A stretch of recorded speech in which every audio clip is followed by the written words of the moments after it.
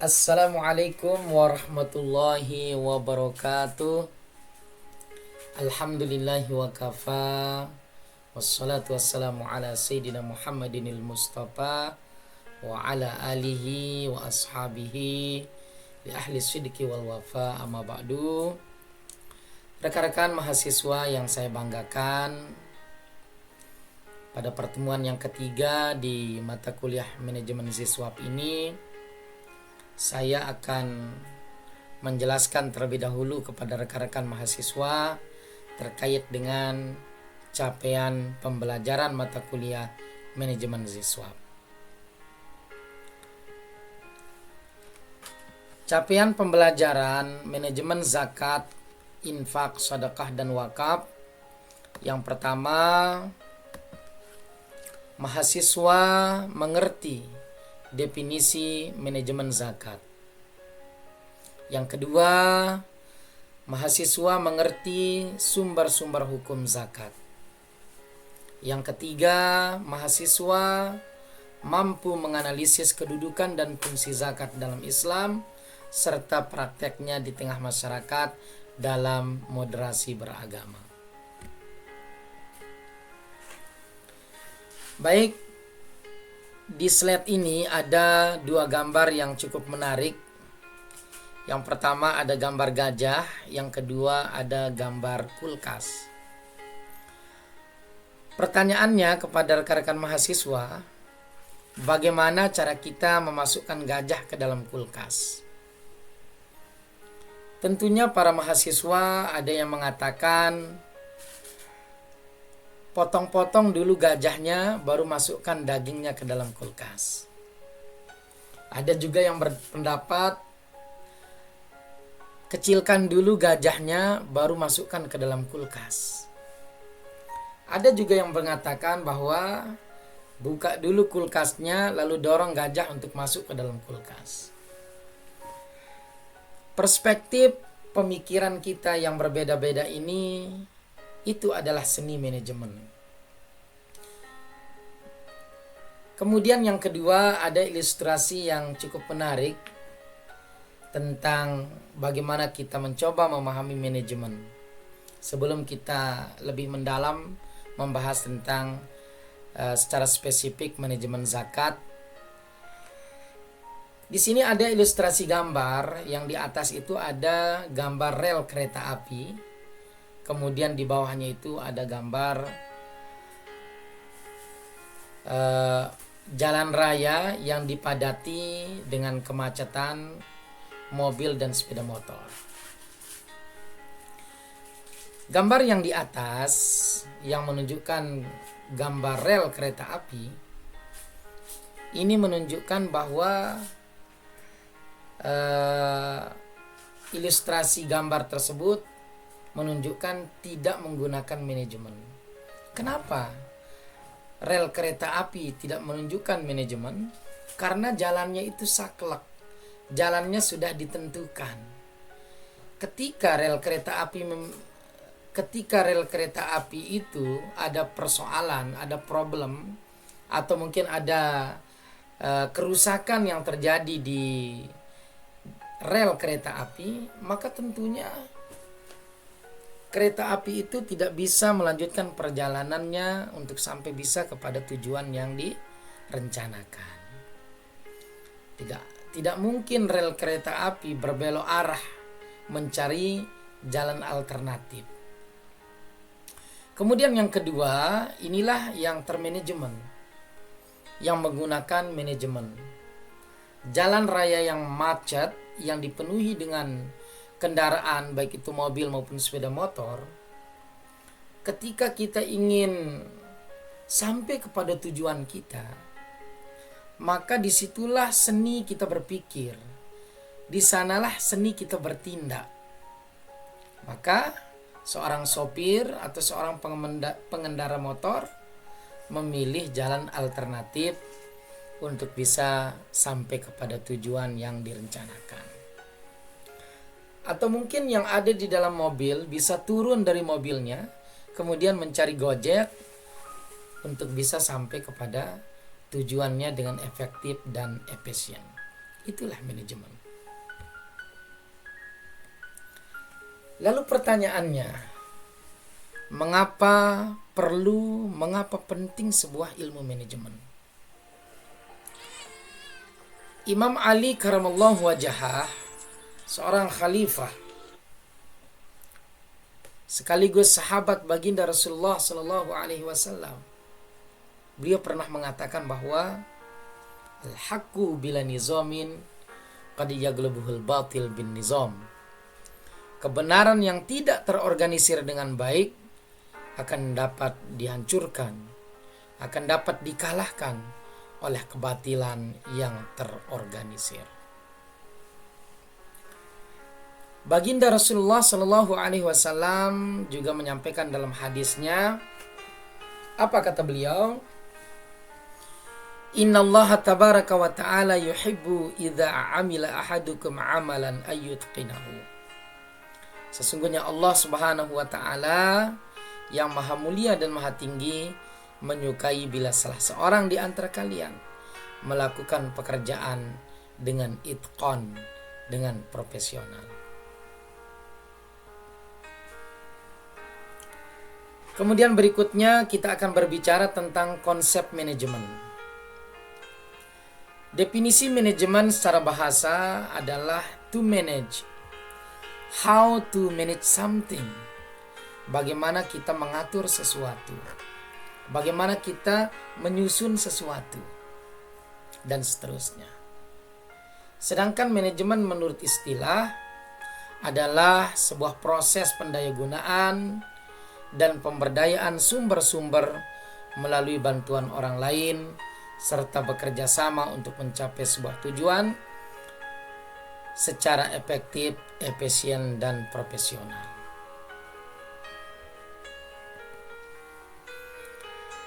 Lalu kemudian fungsi-fungsi manajemen. Fungsi manajemen yang pertama adalah planning.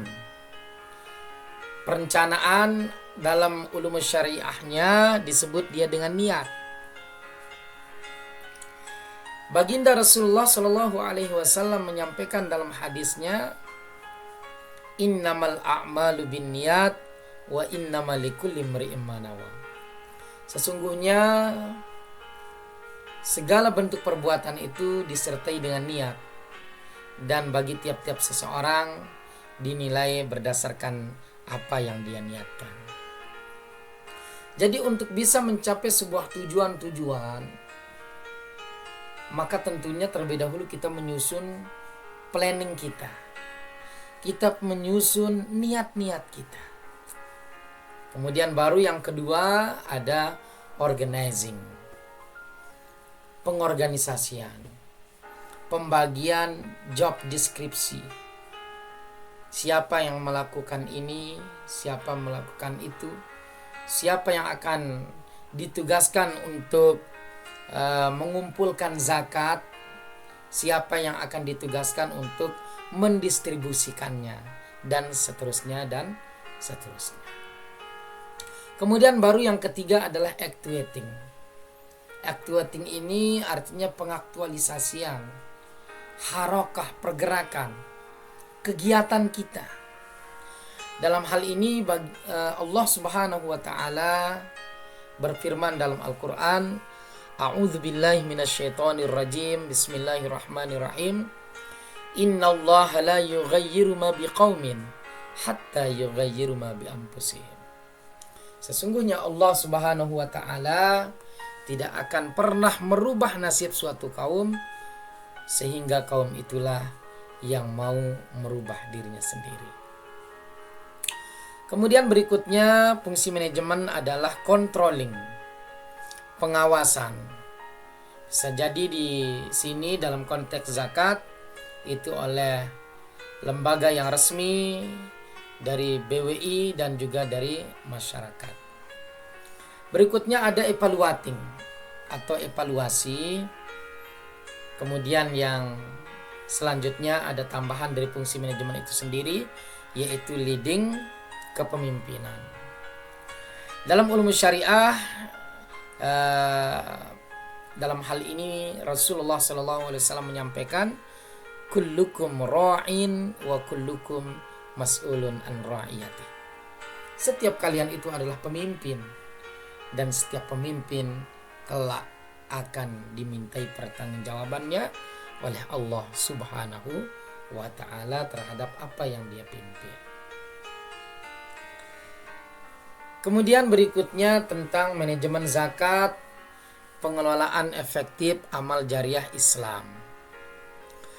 Zakat adalah salah satu dari 5 rukun Islam, yang mana zakat merupakan kewajiban bagi umat Islam, umat Muslim yang memenuhi syarat. Tujuannya adalah penyucian harta dan kesejahteraan sosial dalam konteks global dan Indonesia.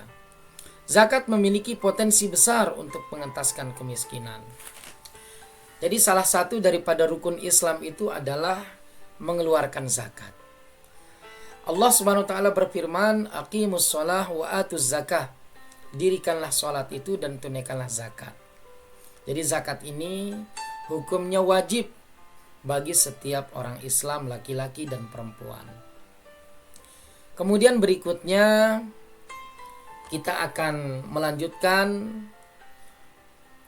diskusi kita tentang apa itu zakat, definisi dan juga signifikansinya. Makna zakat, zakat berarti penyucian. Zakat juga berarti pertumbuhan. Dan juga zakat bisa diartikan keberkahan harta. Ini adalah bagian wajib dari kekayaan yang diberikan setiap tahun jika kondisinya sudah terpenuhi atau lengkap daripada syarat-syaratnya. Adapun dasar hukum dari zakat ini adalah Al-Quran Surah At-Taubah ayat 103 menekankan penyucian dan sedekah sebagai dasar hukum zakat. Jenis-jenis zakat. Ada zakat fitrah, yaitu atas makanan pokok, dan juga ada zakat mal, yaitu atas harta kekayaan. Adalah 2 jenis utama zakat. Agar lebih jelasnya, mari kita lihat slide berikutnya. Nah, di sini ada jenis-jenis zakat. Yang pertama zakat fitrah. Zakat fitrah adalah biaya tetap atas makanan pokok yang wajib dibayarkan sebelum Idul Fitri, yang mana tujuannya adalah untuk membersihkan jiwa dan memberikan makanan kepada yang membutuhkan. Kemudian yang kedua ada zakat mal. Zakat mal ini adalah zakat harta yang dikenakan atas harta kekayaan yang telah mencapai nisab, mencapai ukurannya, dan tentunya syarat berikutnya adalah melewati 1 tahun atau disebut dia dengan haul. Nisab dan haul. Zakat mal mencakup uang, emas, aset perdagangan, dan juga berupa ternak, hasil pertanian, pendapatan profesional, dan juga investasi.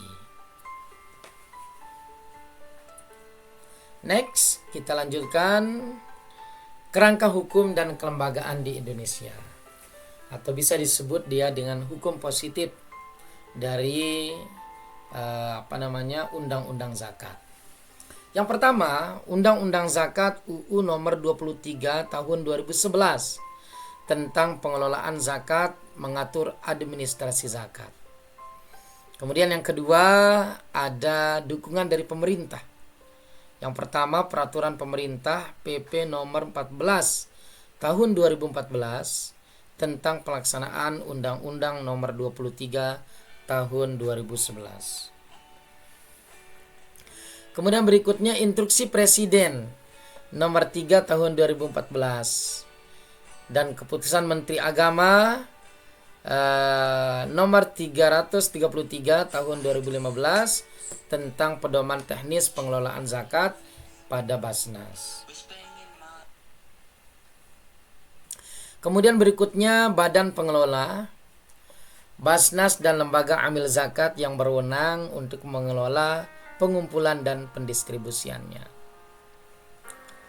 Kemudian kita lanjutkan kepada slide berikutnya. Nah, di sini menjelaskan tentang manajemen zakat di Indonesia.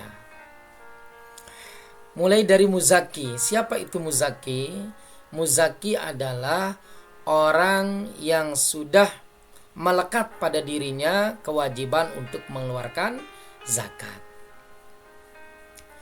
Yang mana muzaki ini akan mengumpulkan harta yang dia zakatkan kepada amil yang sudah ditentukan oleh negara. Dalam hal ini ada lembaga formal, ada lembaga yang legalitasnya diakui oleh negara, dibentuk oleh negara, yaitu Basnas, Badan Amil Zakat Nasional, atau LAZ.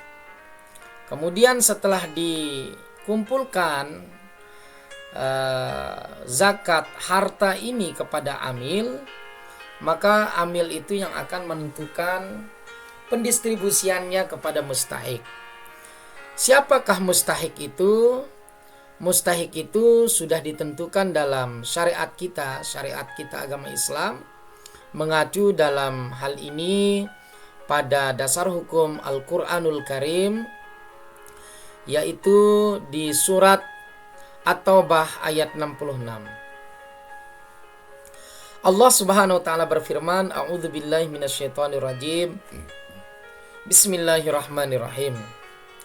Innamas shadaqatu lil fuqara'i wal masakin wal 'amilina 'alaiha wal mu'allafati qulubuhum wa fir riqab wal gharimin wa fi sabilillah wa ibnis sabil. Faridatun minallah wallahu alimun hakim. Dalam ayat ini dijelaskan bahwa pendistribusian zakat itu tidak sembarangan. Kita mengeluarkan zakat kita itu tidak kepada semua orang. Tidak semua orang berhak untuk menerima zakat. Sehingga dalam Al-Quran dijelaskan dan sudah ditentukan ada 8 kelompok, ada 8 asnaf yang berhak untuk menerima zakat. Siapakah 8 asnaf itu? Tadi sudah dijelaskan dalam Al-Quran surat At-Taubah. Yang pertama adalah fakir. Siapa fakir? Yaitu orang yang tidak memiliki harta maupun penghasilan sama sekali, atau dia memiliki akan tetapi jauh dari mencukupi kebutuhan pokok sehari-hari. Kemudian yang kedua adalah miskin. Orang miskin adalah orang yang memiliki penghasilan atau harta akan tetapi tidak mencukupi untuk memenuhi kebutuhan dasar hidupnya. Kemudian yang berikutnya, mustahik itu adalah amil. Amil itu adalah pengumpul dan pengelola zakat. Kemudian mustahik selanjutnya adalah mu'allaf. Mu'allaf adalah yang membutuhkan dukungan, yaitu saudara-saudara kita yang baru masuk agama Islam. Kemudian mustahik selanjutnya adalah riqab. Riqab ini adalah budak yang ingin merdeka. Kemudian selanjutnya gharimin, orang yang berhutang dan tidak mampu untuk membayar hutangnya. Kemudian mustahik berikutnya adalah fisabilillah, yaitu mereka yang berjuang di jalan Allah Subhanahu wa taala. Yang terakhir atau yang kedelapan adalah ibnus sabil, yaitu orang yang musafir, yang membutuhkan pertolongan, yang membutuhkan bantuan kita. Kemudian berikutnya tantangan dalam pengelolaan zakat. Apa saja sih tantangan tantangan dalam pengelolaan zakat. Yang pertama, tantangannya adalah potensi zakat belum optimal. Maksudnya pemanfaatan potensi zakat belum maksimal meskipun populasi muslim besar. Jadi walaupun di negara kita ini jumlah penduduknya yang terbesar itu adalah menganut agama Islam, akan tetapi pengelolaan zakat ini belum optimal. Kenapa? Salah satunya adalah karena kurangnya sosialisasi dari lembaga amil zakat itu sendiri. Kemudian yang kedua juga tantangannya isu kepercayaan publik. Maksudnya rendahnya kesadaran dan kepercayaan publik terhadap lembaga zakat. Salah satu faktornya adalah lembaga-lembaga nasional, lembaga-lembaga amil zakat nasional ataupun lembaga amil zakat swasta itu kurang di dalam melakukan dokumentasi kegiatan penyaluran zakat. Seharusnya, seyugianya para amil zakat, baik itu lembaga amil zakat nasional ataupun swasta, setiap dia menyalurkan kepada fakir miskin, kepada mustahik yang 8 ini, dia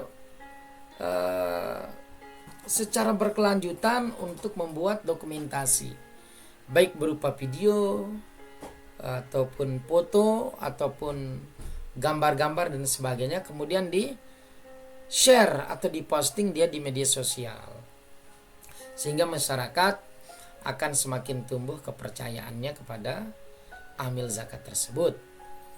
Kemudian berikutnya perlunya peningkatan transparansi. Kemudian koordinasi antar lembaga juga sangat dibutuhkan, yaitu koordinasi antar pemerintah dan organisasi masyarakat sipil masih perlu untuk ditingkatkan kembali. Oke, berikutnya adalah inovasi dan standar dalam pengelolaan zakat. Sebagaimana yang sudah kita ketahui bersama bahwa saat ini kita sedang hidup di zaman metaverse, zaman 5.0, zaman perubahan, zaman digitalisasi. Maka amil zakat, baik itu nasional ataupun lembaga amil zakat swasta, harus memiliki terobosan-terobosan baru, harus memiliki inovasi, harus keluar dari zona nyamannya, tentunya untuk mendapatkan perkembangan yang lebih maju terkait dengan ataupun pengelolaan yang lebih modern daripada pengelolaan zakat itu sendiri. Nah, jadi di sini sudah dijelaskan dalam slide-nya inovasi dan standar dalam pengelolaan zakat, yaitu pengembangan standar pengelolaan zakat, misalnya membentuk laboratorium manajemen zakat, ataupun bisa jadi penggunaan teknologi untuk pengumpulan, tidak hanya secara tradisional, secara secara langsung, secara tunai, mungkin bisa disiapkan dengan cara menyeken, ya, scan kris dan sebagainya, demi memudahkan atau mempercepat pendistribusian. Kemudian ada pelacakan, kemudian distribusi zakat, serta zakat pada aset modern seperti saham, investasi, pendapatan profesional merupakan inovasi penting. Baik, rekan-rekan mahasiswa yang saya banggakan, kesimpulannya adalah memperkuat pengelolaan zakat untuk dampak sosial. Zakat adalah alat yang ampuh untuk mengentaskan kemiskinan dan keadilan sosial. Pengelolaan yang efektif memerlukan dukungan hukum, transparansi, dan juga kepercayaan publik.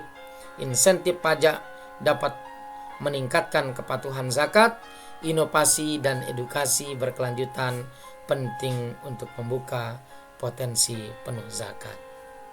Sekian, terima kasih dan mohon maaf. Assalamualaikum warahmatullahi wabarakatuh. Give applause untuk kita semua.